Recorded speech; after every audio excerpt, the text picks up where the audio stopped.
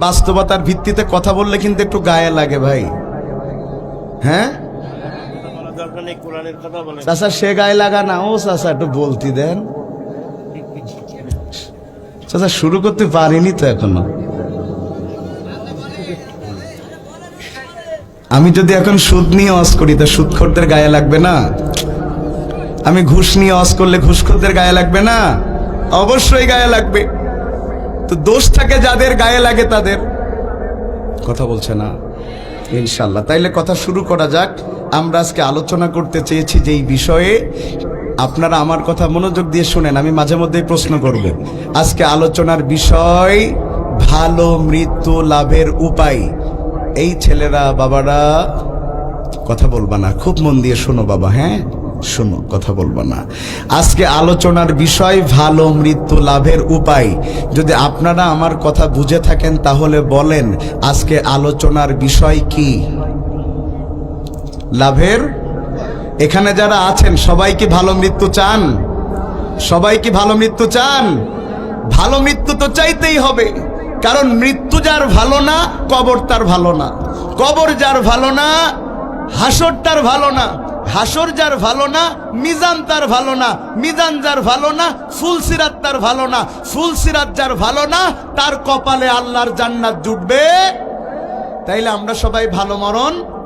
আপনি ভালো মরণ চান আর না চান, মরা তো লাগবেই, লাগবে না? যে পাঁচতলায় থাকে সেও তো মরে, যে গাছতলায় থাকে সেও তো মরে। আকাশ দিয়ে প্লেন যাচ্ছে, সাতক্ষীরার কোনো মানুষ মনে করলে একটু বাতাস, আকাশের বাতাস খাবো, এজন্য প্লেনের জানালাটা একটু খুলে দিয়ে বসলে বসতে দিবে ভাই?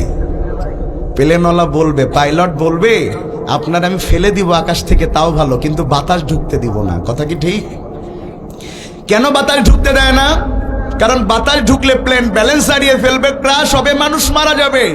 তাইলে প্লেনের মধ্যে একটা বাতাসও ঢুকতে পারে না।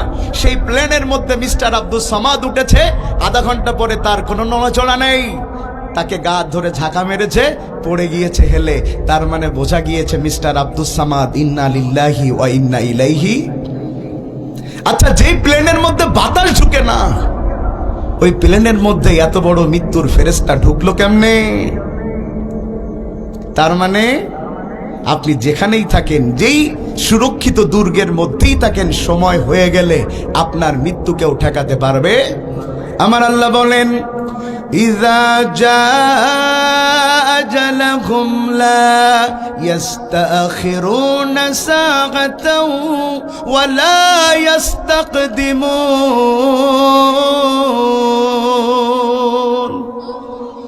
মৃত্যু যদি আসে, 40 জন বডিগার্ড আছে, তারপরেও লোকটা মারা গিয়েছে। লোকেরা প্রশ্ন করলো, তোমরা থাকতে মরলো কেমনে?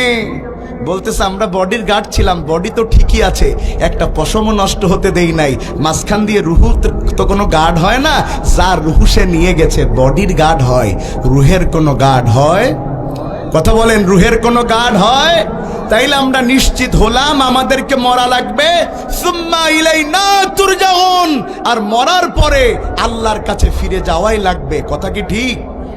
তাইলে মরা যেহেতু লাগবেই, তাহলে আমাদের ভালো মরণ চাই। বন্ধুগণ আমার, এই পৃথিবীতে যত মানুষ এসেছে, যত মানুষ এখন আছে, যত মানুষ আসবে, তার সংখ্যা কত আমরা বলতে পারবো না। এমনকি পৃথিবীর বয়স কত সেটাও আমরা বলতে পারবো না। বিজ্ঞানীরা ডাইনোসরের একটা কঙ্কাল পেয়েছে, সেই কঙ্কাল নিয়ে গবেষণা করার পরে বিজ্ঞানীরা বলেছে এই ডাইনোসরের বয়স কমছে কম 100 কোটি বছর। কত কোটি? আর এখন আমরা দুনিয়ার হিসাব করছি কত সাল? 2024 সাল। আমরা 2024 সাল, এটারও পুরো ঘটনা বলতে পারবো না। ও ভাই আমার, 100 কোটি বছর আগেও পৃথিবীতে অস্তিত্ব ছিল। কত মানুষ এসেছে, আছে, আসবে আমরা জানি না।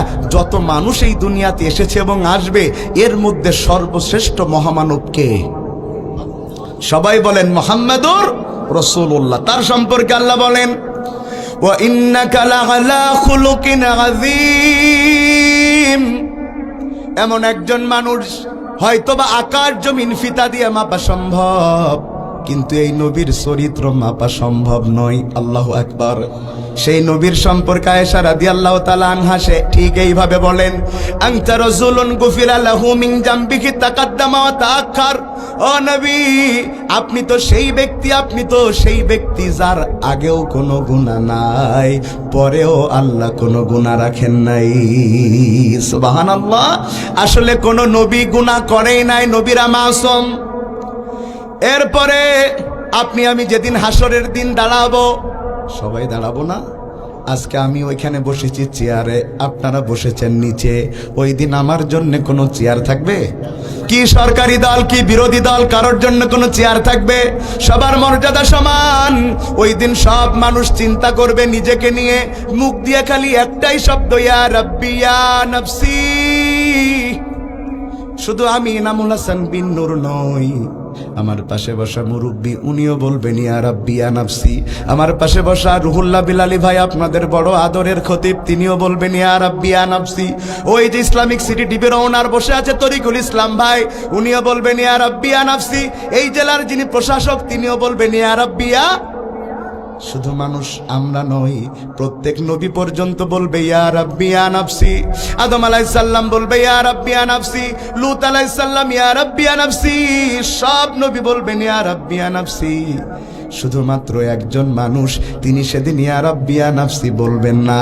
তিনি একমাত্র মানুষ যিনি নিজেকে নিয়ে চিন্তা না করে তার উম্মতকে নিয়ে চিন্তা করবে। তিনি কে? তিনি বলবেন ইয়া হাবলি ইয়া উম্মতি। যেই নবীর এত মর্যাদা, নিজের নিয়ে চিন্তা করা লাগে না। আল্লাহু আকবার। আবার হাউজে কাউসারের পানি খাবেন, কে বিলাবে? কথা বলে না, কে বিলাবে? মুহাম্মাদুর রাসূলুল্লাহ। আবার এই নবী জান্নাতে যাওয়ার আগে কোন নবী জান্নাতে যেতে পারবে? যেই নবীর এত মর্যাদা, সেই নবী পর্যন্ত প্রতিদিন বারবার দোয়া করতেন, আল্লাহুম্মা ইন্নী আসআলুকা হুসনাল খাতেমা, আল্লাহুম্মা ইন্নী আসআলুকা হুসনাল খাতেমা, আল্লাহুম্মা ইন্নী আসআলুকা হুসনাল খাতেমা।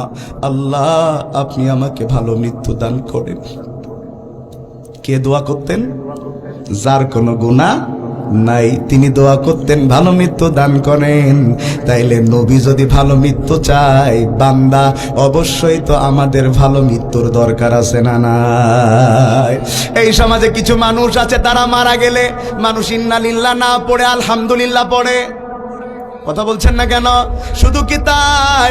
এই যে মোবাইলে ফেসবুকে পোস্ট দেয়, একটা উইকেট পড়িয়া আছে। কথা বলে না। মানুষ বললে কি লিখেছে? উইকেট পড়েছে, যেন সাকিব আল হাসান আউট হয়েছে নাকি বলেন, উইকেট পড়েছে। মানুষ লিখতেছে কেন? এই মানুষটাকে মানুষ পছন্দ করতো না। একটা কুকুর মারা গেলে তাও মানুষ কষ্ট পায়, একটা কুকুর মারা গেলে তাও মানুষ কষ্ট পায়। আর কিছু মানুষের চরিত্র কুত্তার চাইতে খারাপ, এরা মারা গেলে মানুষ সামান্য কষ্ট পায় না। এরা করতেছেন। আপনি বলবেন হুজুর কুত্তার সাথে উদাহরণ দিলেন। আমি দেই নাই, আল্লাহ দিয়েছেন। মাসালাহুম কামাসালিল কালব। সমাজে কিছু মানুষ আছে যাদের উদাহরণ কুত্তার মতো, কুকুরের মতো। কুকুর আল্লাহর খায়, আল্লাহর পরে আল্লাহর শুকরিয়া আদায় করে। আর দুই পেয়ে মানুষ আল্লাহর খায়, আল্লাহর পরে আবার আল্লাহর জমিন থেকে আল্লাহর দিনকে ধ্বংস করার ষড়যন্ত্র করে। আল্লাহ কারা সেই পশু, সেই সম্পর্কে আল্লাহ বলেছেন, ওয়ালাকাদ জারানা লিজাহান্নামা কাসীরাম মিনাল জিন্নি ওয়াল ইনস লাহুম কুলুবুল লা ইয়াফকাহুনা বিহা ওয়া লাহুম আ'য়ুনুল লা ইউবসিরুনা বিহা ওয়া লাহুম আযানুল লা ইয়াসমাউনা বিহা উলাইকা আনআম বাল হুম আদাল। আল্লাহু আকবার বলেন। চাচা চলে যাচ্ছেন নাকি? চাচা ও ঠিক আছে, সাইকেল নিয়ে আবার আসবেন, আমি কিন্তু খোঁজ নেবো। চাচা আমার হজে কিন্তু বসা যায় তা ওঠা যায় না। কেউ উঠবেন নাকি? উঠতে চাইলে এখনই উঠে যান, ছুটি দিচ্ছি, তাছাড়া উঠতে পারবেন না। আমি এখন আলোচনায় বসে গেছি।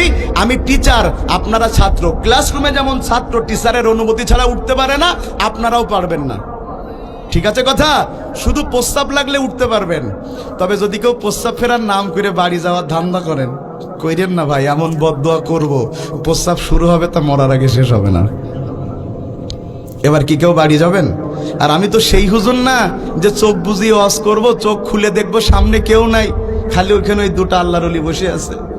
হুজুর বলতেছে খালি এই দুটোই অঞ্চলে আল্লাহওয়ালা। কই কি এর আল্লাহওয়ালা? আমরা মাইক হলা, নতুবা আপনার যে ওয়াজ আমরাও থাকতাম না। আমি তো সেই হুজুরও না, কিছুক্ষণ থাকা যাবে ইনশাআল্লাহ।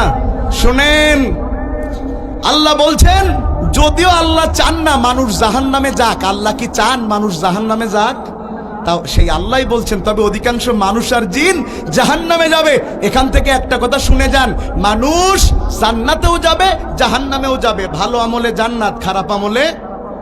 কিন্তু জিনেদের খারাপ আমলে জাহান্নাম থাকলেও ভালো আমলে জান্নাত নাই।